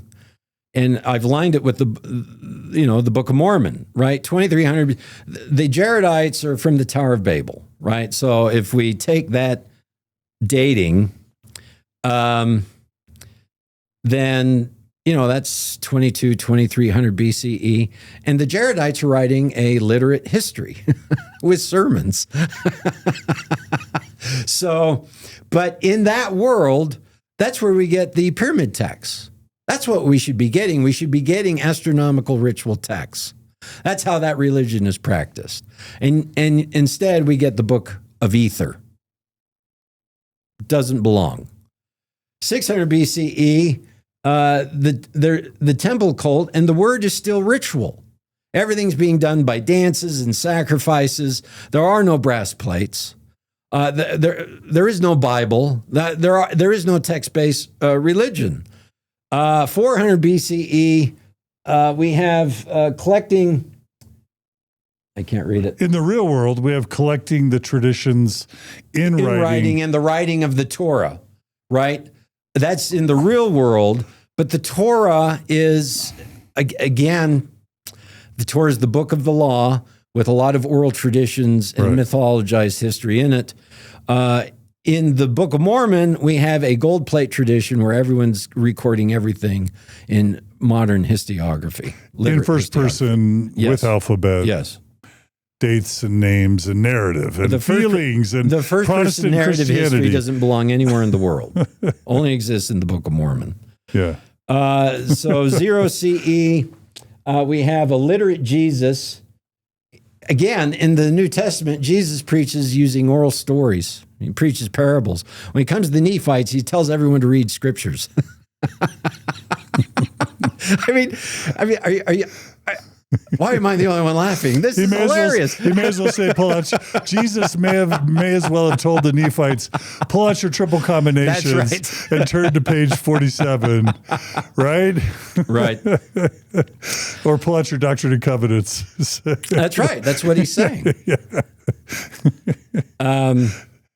400 CE, we have the word is canonized, right? This is the canonization of the New Testament. Well, that's where they're picking through scrolls to decide which scrolls that's correct. Are official and holy. Yes. They're not putting books together in chapters. They're forming the New Testament. Right. Right?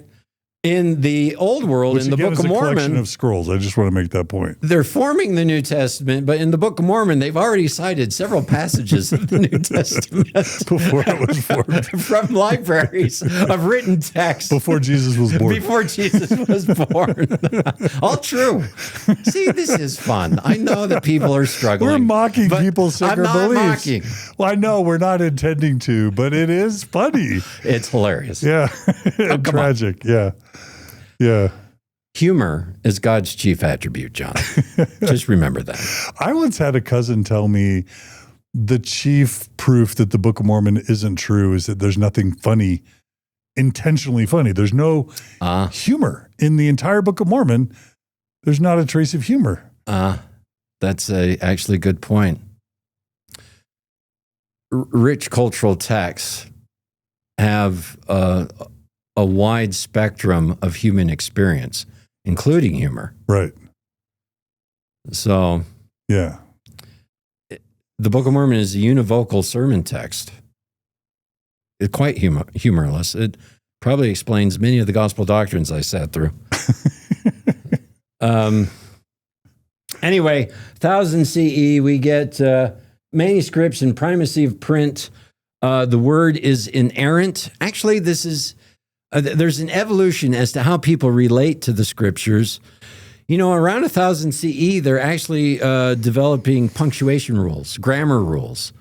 And so they're trying to create an inerrant copy of a text. And this gets them to thinking about an inerrant text, right? And so there's a very strong Protestant tradition of the scriptures being inerrant, but it follows a trajectory of what's happening in the history of literacy. By 1500 CE, we have the Protestant Reformation. This is where the Bible is interpreted largely as historical. And before that, the Bible, you know, Aquinas says there's 4 ways to interpret Scripture. Only the most basic way is historical and literal. There's much more sophisticated ways, allegorical, Christological, eschatological. In any case, 1800 CE, Great Awakening, the word is literal. Well, the Book of Mormon cosmovision exists somewhere between the 1500 and 1800 timeline, because that is this idea of the word being literate, literal, historical. That is a modern sort of consciousness that develops during this time period. So there it is. The Book of Mormon is completely out of time and place for when it's supposed to have been written. Which is how, I mean, that makes sense if it's not a translation of, correct, you know, ancient history on golden plates. It's not. It's exactly what it should be if it were made up by Joseph Smith. Yes, right. Let's do the final slides just because I think they're good. There's 2 more slides. Okay. Well, genres of texts and epistemology of truth. So you look at the Mesoamerican texts, there's sacred narratives. This is like the Popol Vuh, This is the Popol Vuh. Yeah. It's a sacred mythic narrative that is being ritually performed. It actually wasn't a text. It was a ritual dance, right? It's performed in the place to see, the temple, the Ibal, which is the place to see where they give their astrological prognostications for the agricultural year. It's cosmology and astronomical. It's astrological and calendric. Historical only in the fact, as far as other Mesoamerican texts. Mayans had a calendar, right? Mayans had a very sophisticated calendar. Yeah. You know, the calendar in the Book of Mormon exists nowhere in history. For 500 years, the calendar in the Book of Mormon is this many years since Lehi left Jerusalem. Calendars in antiquity are all created around kings, crops, and cosmos. Cycles of either regnal reigns. The Book of Mormon should be saying, in this year of this king, in this month. That's what I should be reading to be reading an authentic calendar. The calendar in the Book of Mormon is a narrative device that's non-abstracted, that's used only in the narrative and exists nowhere else in the world. There's no narrative calendar that celebrates a migration as a 0 point calendar date. Okay. Even the Hijri, which is an Islamic calendar based off the migration of Muhammad, is a lunar calendar that's abstracted through the solar year. So even though it has like a migration behind it, it still has all the elements that you need to have a calendar. Those don't exist in the Book of Mormon. Every motif has a problem, right? The calendar doesn't work. Kingship doesn't work. The wilderness doesn't work. Every motif has a problem if you're comparing it to antiquity. Not to mention Protestant frontier Christianity before Jesus was born. Right. Yeah. Yeah. Well, anyway, Okay. so the Book of Mormon, yeah, I have that on the right side. yeah, is history, Isaiah, allegory, sermons, letters, Okay, history's wars. bad because they They weren't writing Yeah. in modern historiography. Isaiah shouldn't be there. No one was quoting Isaiah. Not even Isaiah was quoting Isaiah. Okay. Allegory, the olive tree. Why are you laughing at the olive tree? Allegory. Well, there were no olive trees in the New World. There were no You're talking about the Jacob 2. Yeah, Jacob, yeah, the big 80 verse allegory of the olive tree. I guess that doesn't make sense if they don't have olives. There's no olive trees. Are there olives in Mesoamerica? No. What the? And Jacob. What? That's a huge anachronism. Yeah, of Why course. don't I know about Yes. the olive tree of Jacob being an anachronism? No one 'cause would there's have no known olives. what it was. Why spend all that space on gold plates to tell an allegory? No one's sermonizing, no one's allegorizing, and no one's sermonizing and Jacob. allegorizing about something they have no idea about. Hey, Jacob, what's an olive? What's an olive, Jacob? There's no sermon culture in antiquity, not in the Old World or in the New World. Where are these sermons coming from, right? So Benjamin and Mosiah are preaching sermons. Yes. There weren't sermons No. in 600 years before Christ. It's not what they did. There are letters, wars. This is modern historiography. Monotheism, again, that doesn't exist in our Mesoamerican text. So there's just huge mismatches Wow. that are, in my view, these are unscalable and Devastating. To a historical Book of Mormon. Yeah. Wow. All right, final slide. Joseph Smith's assumptions revealed in the text of the Book of Mormon. History is literate. All peoples read and write. This is incorrect. Religion is literate. The Lord commands people to write his revelations. This is incorrect. Biblical history is literal. Tower of Babel, flood, Adam, Eve. This is incorrect. Writing histories are commonplace. Actually, incorrect. Monotheism dates to the beginning of time. Incorrect. Ancient writing systems can encode vast amounts of information in small amounts of writing. Incorrect. All these assumptions, which are embedded in some way into the text of the Book of Mormon, are incorrect, which makes the entire text of the Book of Mormon anachronistic. And then if you add to that, DNA shows that Native Americans come from Asia, not from the Middle East. You add to that all the anachronisms of steel and silk and sure wheat enough, and barley. you can't find archaeology, anthropology, linguistics, or DNA to confirm the Book of Mormon. The apologists are always going to the text to show the complexity of the text. There's no way Joseph Smith could have done it. What I've done is I've gone to the text and I've shown actually the text disproves the text. What about chiasm? Chiasmus. What about it? Well, I mean, Jack Welch says that there's chiasmic literary structures in the Book of Mormon that proves that it's ancient. Well, unfortunately for John Welch, there's chiasmus in the Doctrine and Covenants. There's chiasmus in Dr. Seuss. There's chiasmus in the Late War. You might want to talk to Randy Bell, actually. I have. There's chiasmus in the book in the Bible, right? Chiasmus in the Bible, but they're arguing the Book of Mormon is a biblical text. I'm arguing the more biblical the Book of Mormon is, the less historical it is. It shouldn't be there, right, in the Americas. But chiasmus, by the way, is a oral performatory technique. This is how oral bards memorized information. They would tell a motif one way and reverse it the other way. This is why it survives in Hebrew, because Hebrew is primarily a spoken language. And that aids in memory, right? Yes. So it's used as memory technique. Yeah. And that memory technique was used for centuries outside of the Hebrews, right? So if there's chiasmus is interesting in the Book of Mormon. But here's what we know about the Book of Mormon. It's not textual, it's oral performance. And if it's oral performance, meaning Joseph orally narrated it. Yeah, so here's the rub. Everyone, both apologists and critics, look at the Book of Mormon through the lens of literary technique and rules. Oh, no.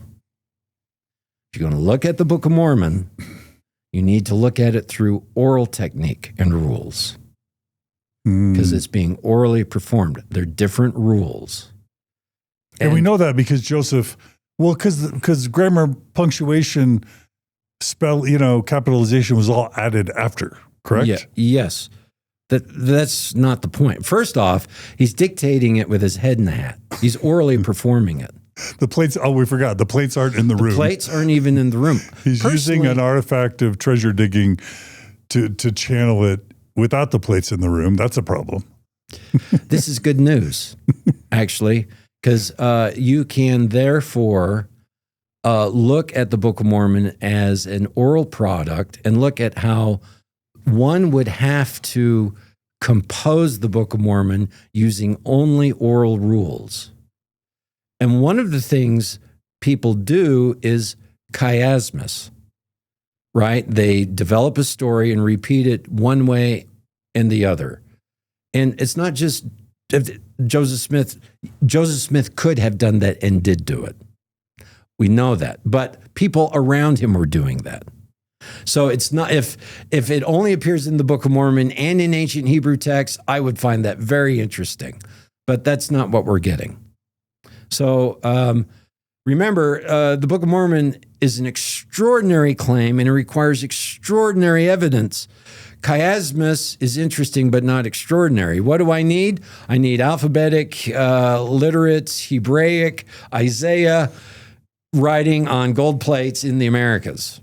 That's what you're going to tell me, that you are the Lord's anointed and I owe you 10%. You owe me those things. Say them one more time.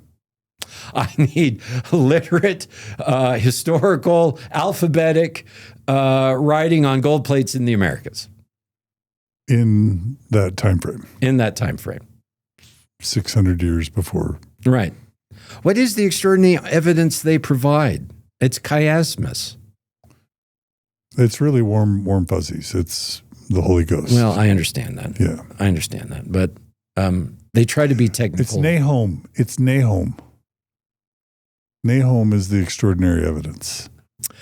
Isn't it interesting? The only archaeological evidence we can find for the Book of Mormon is in the old world amongst the people who are trying to hide. They're trying to hide from everyone. And yet in the old world, we keep finding evidence of them every time we pick up a rock. But in the new world, where there's millions of people, we can't find a single thing. I'm laughing again because it's a little funny, John. Enjoy it. I'm laughing. Just, yeah. Yeah. I mean, there's a level where this is all ridiculously hilarious. And for the people's lives that are impacted, if the church isn't good, as you have concluded, then there's a level where it's tragic simultaneously. For the people that I've had plenty of tragedy in the church, John. Yeah. I spent 2 years in litigation with the church. So I know many things about, I've looked behind the curtain in the church. So I understand that people will struggle. I struggled.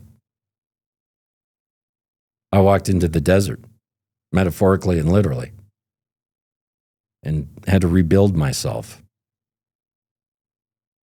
It's not easy. It's death. but there is rebirth. So if you're running away from that kind of transformation, you will struggle a lot. Have you found contentment or a form of happiness or health on the other side of that? You see those photographs I showed you at the top of this presentation? Those photographs aren't made by a sad, miserable man. Ironically, the desert has a lot of healing. I walk out and see wonderful things, beautiful things. And it's not just the Utah desert. Like I say, I travel. I go around the world and I look at these things. And there's a lot of beauty. But, I have a lot of trauma. I have scars. I'm not the same. You can't go through these kinds of things and you change. And that's okay. Change is life.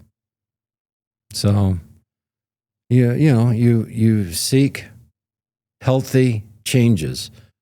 And as you know, it's hard, right? You have a degree in psychology, right? I do. Yeah.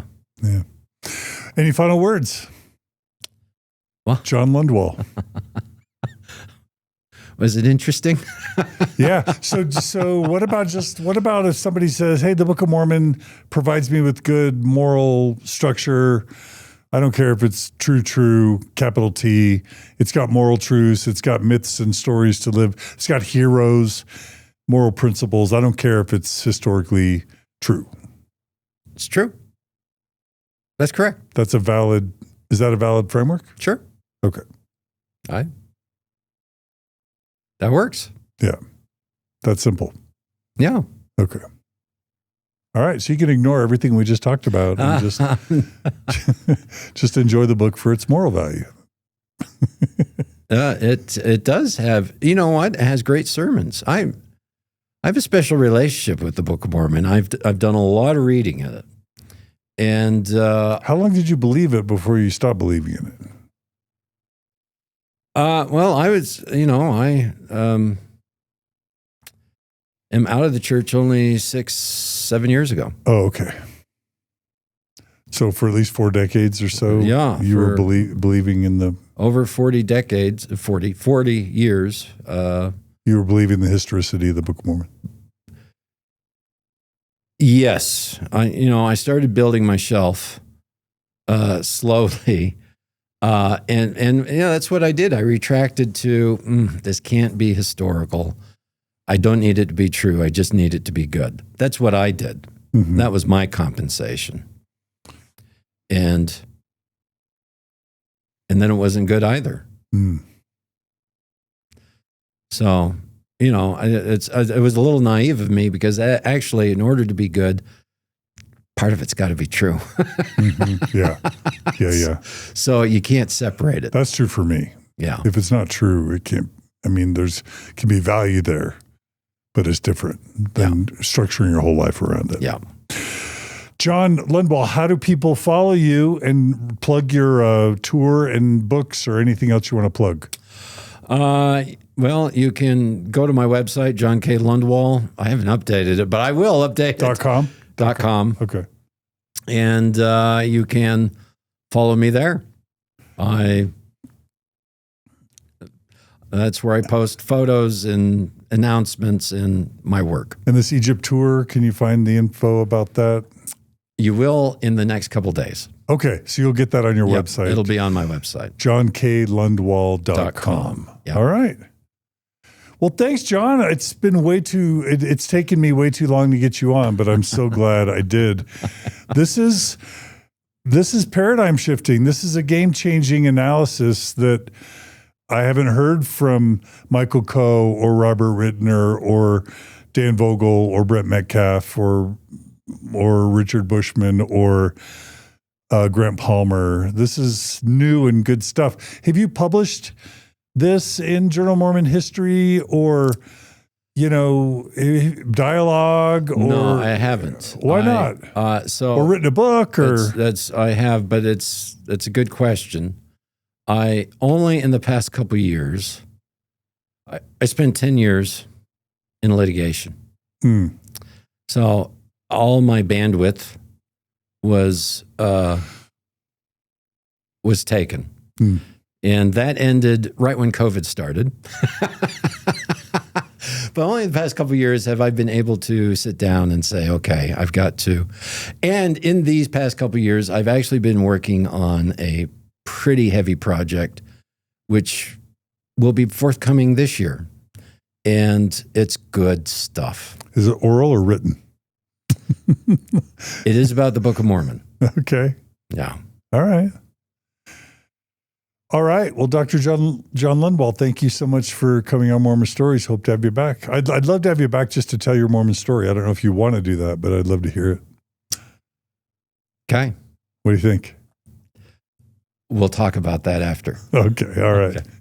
All right, John, thanks. And really quickly, we're like 300 people away from 300,000 subscribers on YouTube. So please take a minute to subscribe on YouTube. We would love to hit that 300,000 mark. That's good for the show in all sorts of ways. We're grateful to our donors that make Mormon Stories possible. And we lose donors every month. So if you value this type of content and you want to see it continue, all you got to do is go to mormonstories.org/donate, become a monthly donor, and we'll keep providing you with this content.